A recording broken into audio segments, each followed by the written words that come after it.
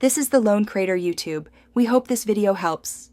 You need a minimal environment, an HTML form with ID attributes and a linked JavaScript file.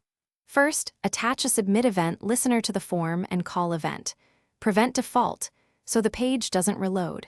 Then, grab input values using document. Get element by ID or query selector to read email and password.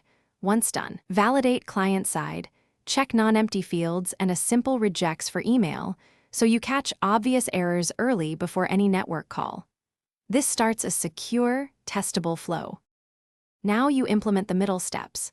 Validate and prepare data for transport. Use concise checks for length and format, then disable the submit button to prevent duplicates. Make an async fetch post request with headers set to application/JSON and include credentials only over HTTPS. Avoid storing passwords in variables that persist. Handle tokens returned by the server and store them in secure, appropriate storage like HTTP-only cookies or scoped session storage. Make sure to handle response codes. Finish by reacting to server responses.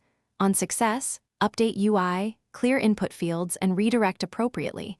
On failure, show a clear error message and reset the form.